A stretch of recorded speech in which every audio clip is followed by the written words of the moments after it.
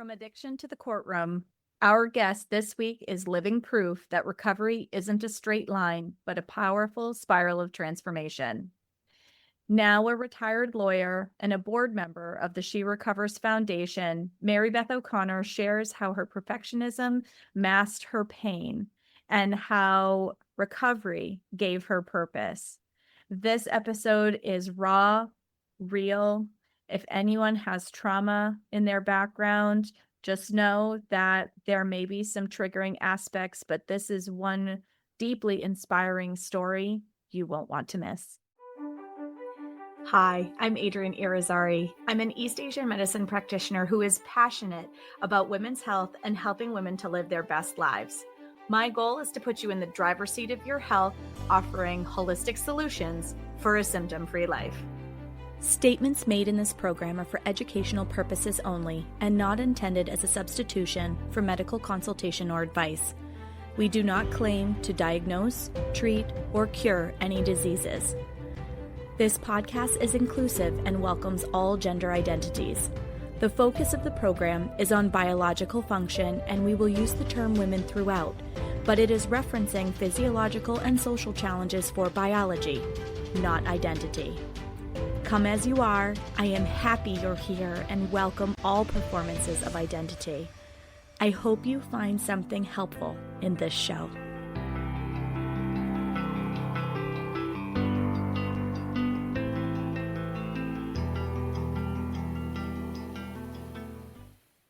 Welcome back to another episode of the Reproductive Rebel podcast. I am joined today by Mary Beth O'Connor. Welcome to the show, Mary Beth.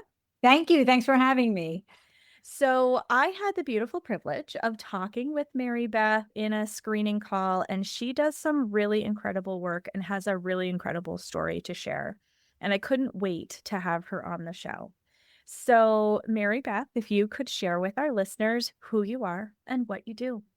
Yeah, so my story, sort of the title of my memoir captures the arc. It's from junkie to judge, one woman's triumph over trauma and addiction. And I really emphasize the trauma and addiction part because it's a common combination, especially for women.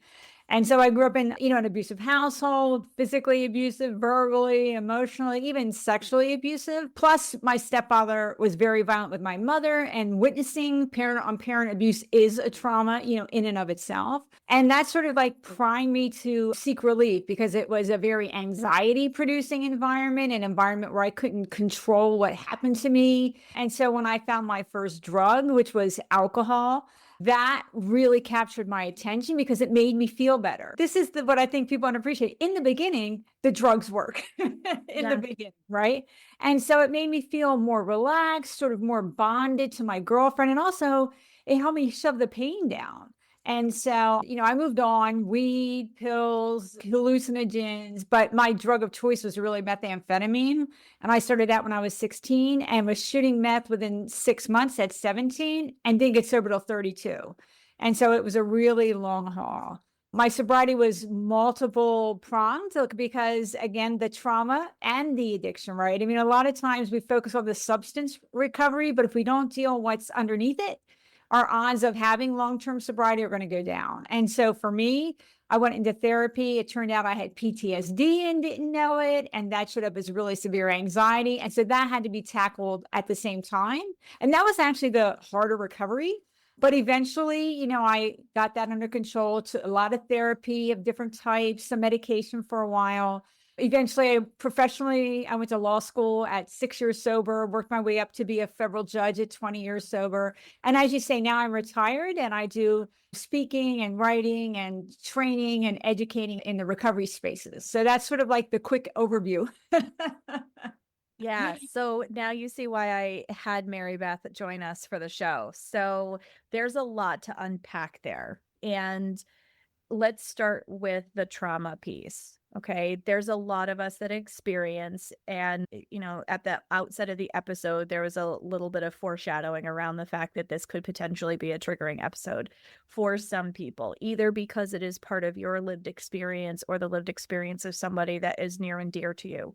But this is exactly why I wanted to have her on the show, is the fact that this kind of trauma, all the various layers of trauma that Mary Beth just unpacked for us, tends to touch so many of us in different phases of our life and are part of our storyline.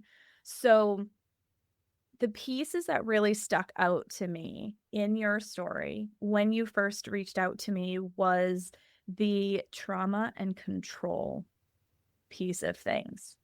You want to elaborate a little bit about that? So I will say, like in my household, and I did actually have traumas outside, sexual assaults, violent boyfriend, all of that. But when I was a kid and I moved in with this man who, I didn't really know very well when I was 9. At first I thought, well, this guy just has different rules. Let me try to like adapt myself to these rules. But then I realized that actually his behavior wasn't really tied to what I did.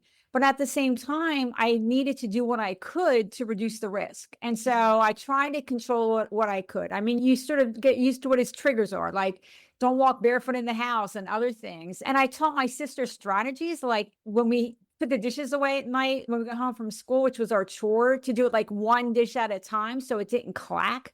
And so I tried to, do what I could to control things, but I really couldn't.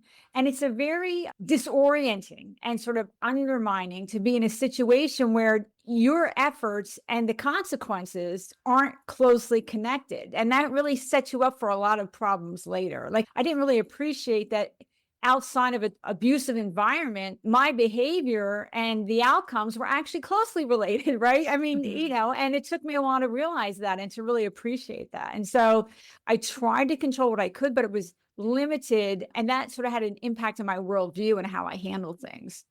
Absolutely. As it does for so many of us, right? That whole walking on eggshells kind Yes. of feeling is something that a lot of us can relate to for a variety of reasons, whether it was childhood, whether it's subsequent relationships that came down the road.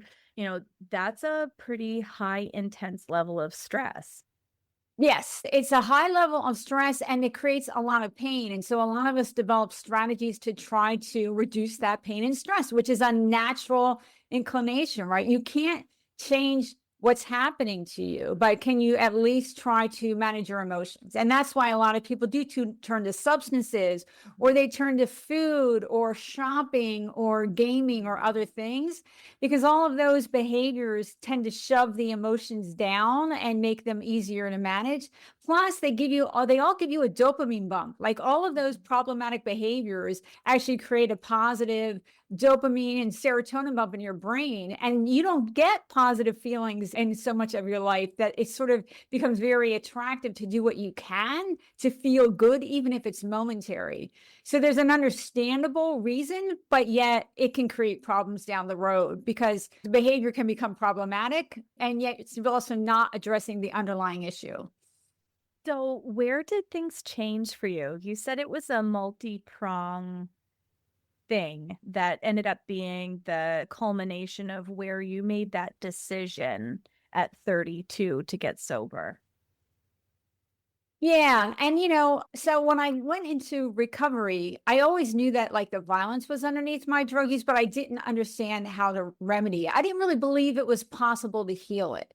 But when I went into rehab, one of the things I did start to think about was how to get out of sort of the conditions that were giving me the impetus, to keep using. Right. And I also thought, even if I could stay sober, I would never be happy or productive if I didn't learn how to manage my distress, how to heal from these wounds. I would just be going through life sort of in this pain mode, even if I could stay sober, which was unlikely. And so I started therapy. And when she diagnosed me with PTSD, I was really surprised because I felt like only war vets had PTSD. Like I didn't understand. Today we would actually call it complex PTSD because it was a long running situation, not like, one or two episodes. But for me, it should have been really severe anxiety. I mean, very severe anxiety. Even when I was doing the right thing and things were going well, I couldn't trust it. I was always waiting for something to go wrong and it would all sort of explode in my face and I would lose everything. And that created a lot of stress, a tendency to spin and, muse and just get stuck in fear. And my behaviors were often fear driven in ways I didn't really understand. And it took a long time. I did 3 years of individual therapy with the trauma expert and medication for a while for anxiety. And then I did 6 years in group therapy of women with trauma histories. And that was just a whole nother level of healing because they were further along in the recovery process than I was. And they helped me sort of see connections to my reactions and my behaviors back to the trauma that I didn't really understand. So it was like most things, it wasn't a light bulb. It was, a gradual increase in understanding, a gradual reduction of pain, a gradual increase in control over the way I was acting. That's how it progressed, step by step, incrementally. Absolutely. Well, I mean, it's all a journey, right? It's a journey to get to the place where you make the about face, and then it's a journey back to as well. So I thought it was really interesting when we were talking that you chose law as the profession that you went after when you were 6 years sober. What drove you to law school?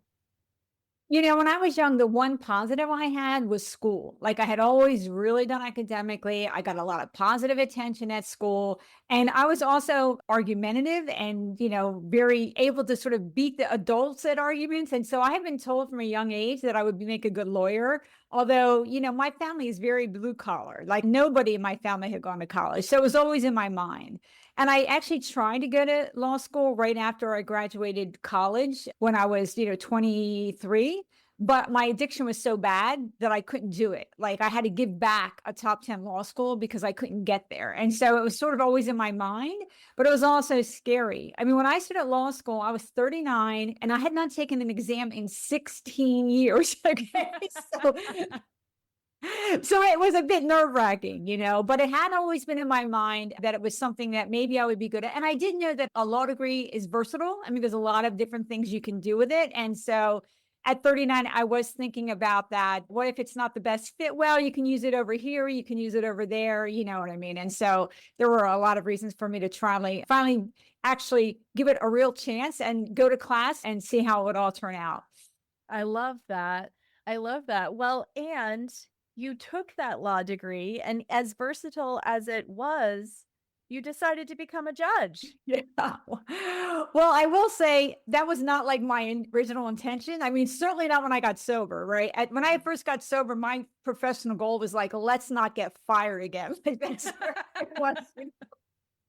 But again, it's that thing like, what's the right first job? I worked at a big law firm because I went to a top 10 law school, and then I didn't like the work-life balance. It wasn't good for the long term. So I went to the government and did class actions for a little bit better balance. And then I didn't even know about this administrative law judge job until I was there. And then I saw other people do it, and I thought, well, maybe I can do it too. Like many things in life, that's how it plays out. Having an example and sort of getting there by making one good step after another. That's really how it came about in the long run. But yeah, I was 20 years sober, I will emphasize, when I got that job. So I had worked my way up to it. Yeah, absolutely. Well, I mean, and it's such an impressive story to have gone from such a tough beginning and to overcome such a huge obstacle personally, as well as with the drug addiction,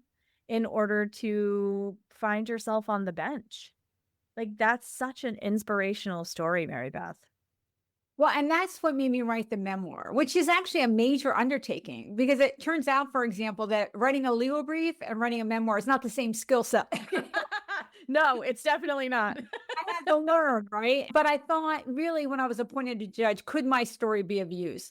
And that's how I really think about it. I try to use the judge title today because I am retired as an ear opener. I think it helps people pay a little more attention when I'm sharing information. I think it's important for them to know and gets them to sort of trust my credibility a little better when I say things. Now, at the same time, because I have that, I feel obligated, and I do read every day on sort of what's the new science that's coming out about substance use and recovery, the new articles and opinion pieces. I work hard to keep myself educated and up to date so that I can talk sort of from an informed position. But that's how I use it.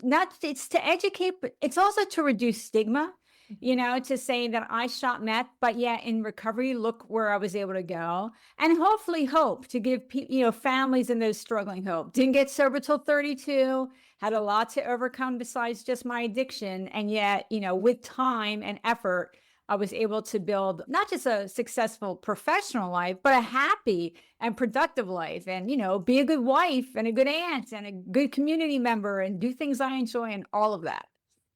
Which is so important, right? Like a lot of people, I have the privilege of being connected with the SOS Recovery Network here in my local area. And, having stories like yours helps people go, oh, well, maybe just like you said, maybe I could do that. Let me try.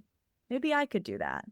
And so I'm so grateful that you're here and you're sharing your story. And, it sounds like also you've taken your story to the next level beyond your memoir as well.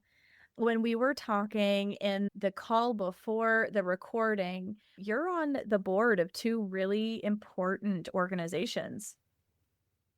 Yeah, I'm on the board for Life Race Secular Recovery, which is peer support, for substance use. And then also She Recovers Foundation. And She Recovers is different than most other peer supports because it's not just for recovery from substance use disorder, which, is the modern name for addiction, the medical name.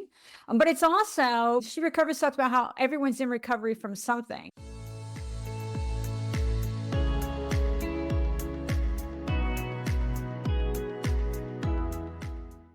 And now a break from our conversation for a partnership message. You've been told to hustle, grind, wake up early, and do more. But here's the truth. Rest is the most productive thing you can do. And the right kind of rest starts with Sia Silk Sleep Mask, your new sleep sanctuary. I've tried so many sleep masks, and I thought I just had to deal with the discomfort of slipping straps and light still getting through. But then I found this one, and I'm never going back. Made of 100% mulberry silk, it's the only mask that creates total blackout with its comfortable, oversized eye cups that don't smush my lashes while feeling weightless on my face. My sleep, next level. This isn't just a sleep mask, it's an investment in your nervous system. Sia Silk is a women-owned small business committed to high quality and sustainable luxury. Check out the show notes for the link to grab yours and rest like you mean it. And now, back to the show.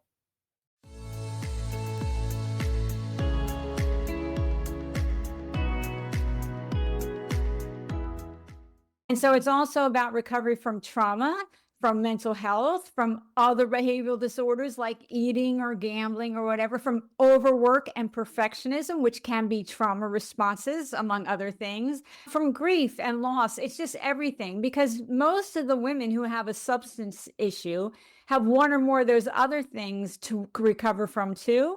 And 20% of our members don't even have a drug addiction. They're just recovering from other things. And so it's partly from the recognition that these issues sort of have an interplay in how they develop, but the recovery also has an interplay. There's an interplay in the recovery process. Recovering from one can help you also recover from another.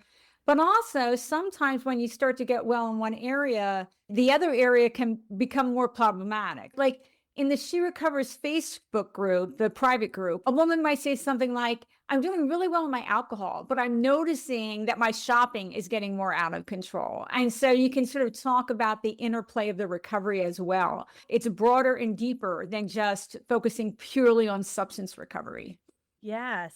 So we're looking at the behaviors that drive. Yes. Right. So one that stuck out to me was the perfectionism piece. You started to say that can be a trigger. Would you like to elaborate on that a little bit? Because I think a lot of women struggle with perfectionism.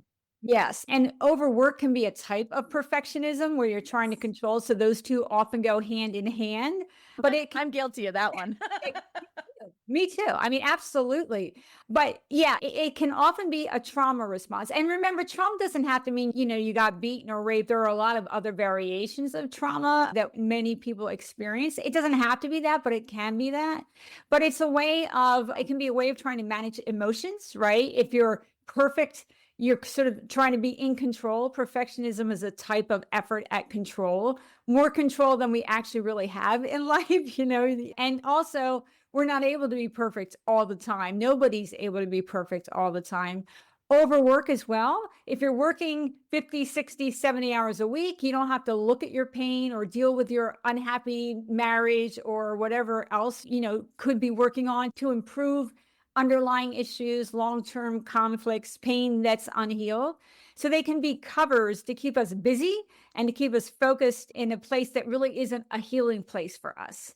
And so recognizing that can help us sort of start to change that behavior and allow some of what we're tamping down to come to the surface so we can start working on it in a more long-term effective way.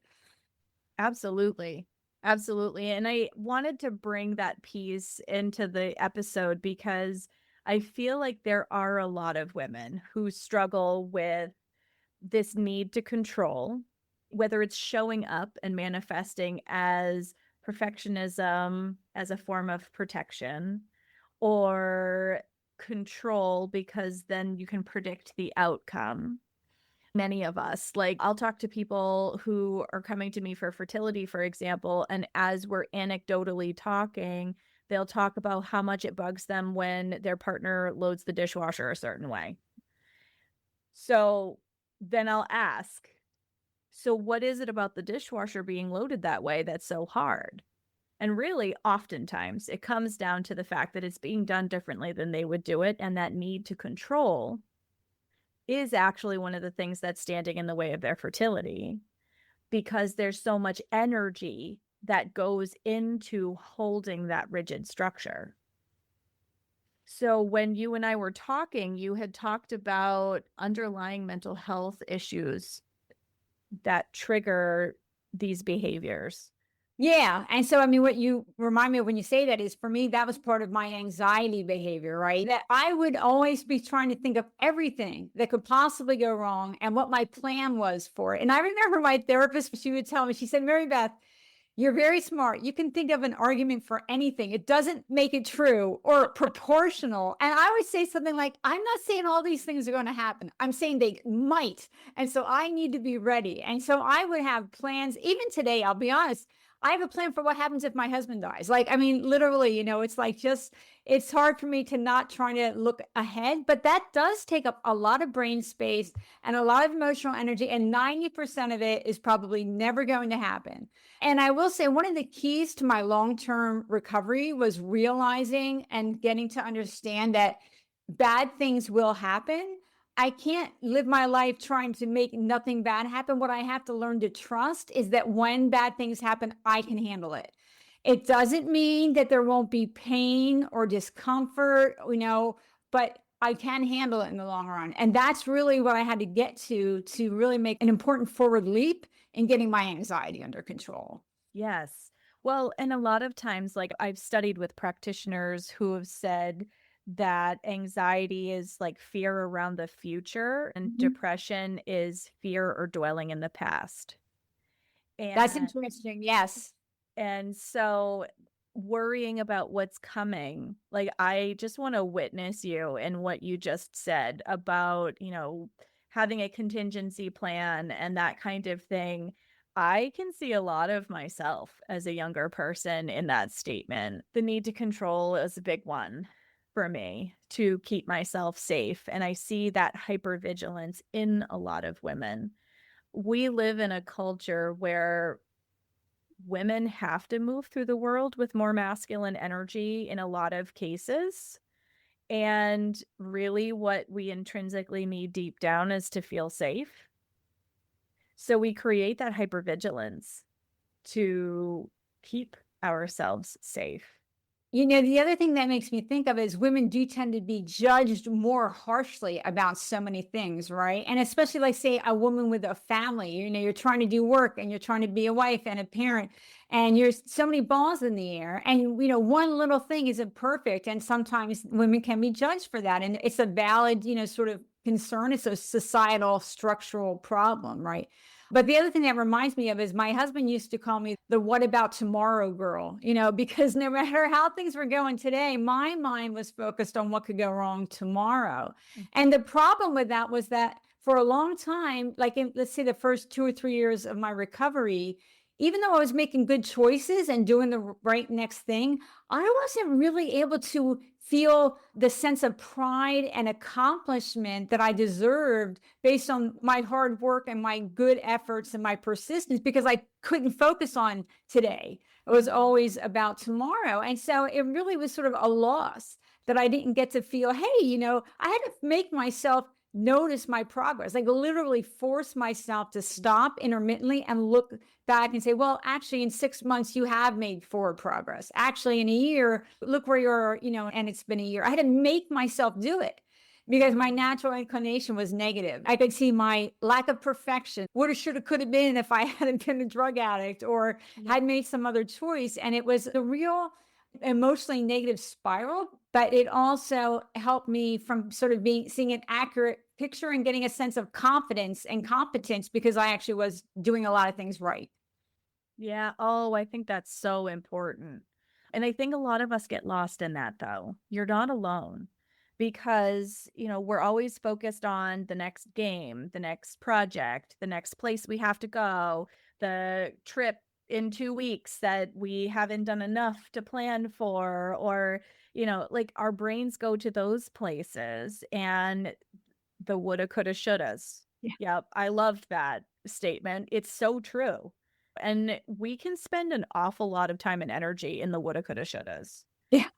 I mean, even in my retirement, I struggle with it. I mean, I've gotten so much better, than I was before, but still, I always feel like, well, look, I haven't got myself enough speaking engagements. Well, should I be, querying more or going to more events or whatever it might be? And it's like, come on, this is my part-time retirement job, right? That I created for myself based on what I wanted to do. I'm not getting a performance evaluation in 6 months or it doesn't impact some raise that I mean, it's really all my choice. And don't get me wrong, I'm vastly improved, but it's still a little bit of a struggle. It's hard to ever feel like I'm doing enough or that I'm allowed to just, relax. Like my husband and I, one day last week, I was like, let's just go to Los Gatos for the day and look at the shops and get lunch and go to the patisserie. And that was rare. And we did it. And he's like, hey, we're retired. We should do this more often.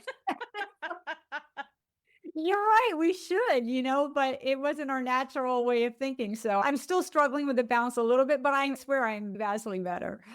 Well, but I think we all struggle with that a little bit. I mean, some of it comes from your story and your history, but I think some of it is just deeply ingrained in our culture that we justify our worth by being productive, how much we produce, how much we create things. And our bodies aren't made to live in spring and summer energy all the time. Like we're supposed to have seasons. It's okay to have rest and play. It's actually highly recommended to have rest and play. My parents are newly retired, like very newly retired, as in like my dad retired just a couple of months ago, kind of newly retired.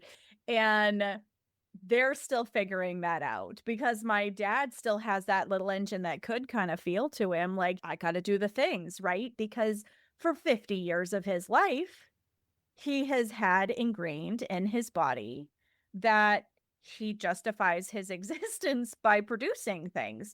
And women have that, but I feel like at a little different level, simply because our bodies are also designed to create life and create our life and make a house a home and like those kinds of things, right? And so we feel this pressure to always be in motion. I did an episode last year. It was early on in the year with Angela Castrino, and the episode's called A Woman's Worth. And she's a meal prep chef, and she was talking about how she goes into people's homes and does meal prep for them and whatnot. And that usually the female in the household won't even allow herself to like sit down and eat because there's shame and guilt that come up over not being in motion. And during that episode, we ended up talking about the fact that she had a super busy day and she had bustled around and done all these things and had a huge checklist of stuff that she had gotten done. And she had just sat down on the couch when her partner walked through the door. And she said she could feel that she was just flooded with like guilt over Oh, the fact that she wasn't in motion in that 1 second that he walked through the door. And I think so many of us can resonate with that, right? Because it's just so ingrained that we justify our self-worth this way. Yes. And the other thing that I noticed at one point that I really have to fight against is sometimes it makes the social connection it becomes like a job. Like, oh, I have to go to lunch or set a date with someone. Like it turns everything into a task. Instead of Mhm. saying, for me, oh boy, I'm going to go, have a coffee with my girlfriend this afternoon or on Wednesday. It's like, okay, well, that's another thing I have to do because I get so that I feel so tight and I really have to fight against that and say no. Or vacation. I mean, we're going on a trip. I do most of the planning within our relationship. That's one of my roles. But it's like, when am I going to get to feel, oh, we're going on vacation? Yes. Like, have I done everything? Have I booked all the hotels, made all the plans? So I have an itinerary on the spreadsheet day by day is what we're doing. And it's like, so a lot of times it's not even until I'm on the plane where I really feel like, oh, I'm going on vacation. Yes. Oh, I so deeply resonate with that. I tell my husband, I hate this entire experience until I'm buckling myself into the plane. And then once I'm buckled, it's like, whatever I forgot it. If it's not there, we'll figure it out. But Yeah. leading up to that point, it's like, does the baby have enough diapers? Did I do all the laundry so the kids have enough socks? Like, it's all that stuff. And it takes up so much cerebral energy. But we place so heavily an emphasis on this productivity for self worth piece. And it dovetails with this perfectionism and the anxiety and fear around the future. Did I forget that thing? What happens if I forget that thing? Like, what if I'm not perfect? And I deeply witness you in everything that you said because I'm like over here nodding my head, going, oh, I feel like she sees me. Okay. Because I've had these kinds of experiences myself, and I've had to really take a step back and be like, it's okay to be perfectly imperfect. You are a human being, and you're holding yourself to a standard that isn't healthy. Right. And it's interfering with, with the enjoyment of a life, to a certain degree. But yeah, I mean, for us to talk about it is good because it helps us not only validate the sort of the similarity or the universality of the experience, especially for your women viewers, but also I think talking about it helps us see it a little more clearly. It makes us sort of hone in on it and pay attention to it, which can help us do better behavior in the future. If we ignore it and don't ever mention it and don't ever talk about it, it's so much easier to just repeat the behavior endlessly. And so saying it out loud can have a sort of a benefit for telling our brain to stop, don't do that. Stop doing that. Like, Yes. Yes, exactly. Well, I mean, and that's where you begin to change the behavior, right? You're yes. able to recognize that it's a thing and that you're doing that thing. Hold on, you now have a choice to Yeah. keep doing that thing or to choose differently. And I mean, that's the beginning, whether Right. it's a road to recovery or whether it's changing behaviors that are holding you in unhealthy, stuck patterns. That's where it begins is I have a choice. I actually have control over this situation. Am I going to choose the same outcome or am I going to choose differently? Well, the other thing that reminded me of is, that is true. But for me, I also had to learn patience with the change process, right? Because once my noticing it and intent and saying, oh, actually, that's a behavior I don't want to do anymore. That is not like, okay, I'm stopped, right? I mean, what usually happens for me is I can do the better behavior that I want to do in sort of the more low energy, milder situations, but not in the sort of the higher intensity situation. But over time, I can gradually do the behavior that I want to do in increasingly intense situations until, that's my norm. But it usually is practice. It's not like I can see it, identify it, decide I want to change it, and then it's changed. It's like, yeah, I have to work my way up into strengthening sort of that muscle, strengthening that new habit, that new way of approaching it. And I think that's so important too, particularly in today's culture where we have this Amazon Prime kind of fix mentality where it's like, oh, if I do the thing like twice, then I'm good. I'm all set. Right. And it's not like that. Like it is a process and you're not going to be perfect 100% of the time. And you're going to have those moments where you're going to go, you know what? I could have handled that differently. And next time I'm going to choose differently. Or I could have handled that differently, and I'm going to take steps to try to remedy what happened. Exactly. Absolutely. So, the She Recovers Foundation, I was so excited to find out about this resource because I actually was not aware about this organization until you brought it to my attention. And I think that this is a really powerful resource for a lot of people on a lot of levels. And so, anyone who's listening to this episode, please share this episode with other people that you think might resonate, whether you have somebody in your family or you or somebody close to you that could benefit from knowing about this beautiful organization and about Mary Beth's work. How can we find more information on the She Recovers Foundation? Yeah, so sherecovers.org is the website, and we do have a variety of offerings. We have in-person meetings. They're called sharing circles in different parts of the country, but not everywhere. But we have 2 online meetings every day for, peers talk, the women to talk. We have that private Facebook group I mentioned. We have a lot of videos on different topics. There are retreats, there's yoga, there's meditation, there's dance for that mind-body connection. So there's a lot of different offerings that will appeal, more to one person than another. So definitely take a look at the website, sherecovers.org. Oh, I love that. I like that there's dance, man. That's so cool. Talk about moving stuck energy through your body. You Yes. just totally appealed to the Chinese medicine practitioner's heart over here. We're talking about when we feel stress in Chinese medicine, it's called liver qi stagnation. And so that energy is getting bottlenecked and stuck in your body. Dance is a beautiful way to move that stuck energy through your system. I love that. And you have a beautiful memoir out. Where can we find your book? So again, it's From Junkie to Judge, One Woman's Triumph Over Trauma and Addiction. And I will say a third of the book is about recovery. It's my first 3 years of recovery in some depth. And it's on Amazon and all the usual sites, or bookstores have it or can get it. And then I've written opinion pieces like for the Wall Street Journal and the LA Times and Recovery Today. And those are on my junkietoJudge.com website. Plus, everyone can message me through my website, and I always answer all messages. If you have a question or a speaking opportunity, because I do a lot of different kind of workshops and speaking engagements. And then I am on X, I'm at MaryBethO_, and on Blue Sky, Mary Beth O'Connor. And I will emphasize, I do not argue with people on social media.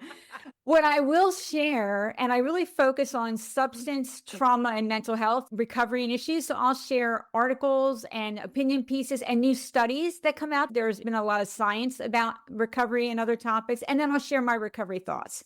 And so I really keep it sort of focused in that area. And if anyone's interested, please do follow me, and hopefully it'll be useful to you. The goal for me at this point is to be of service, is to be of use.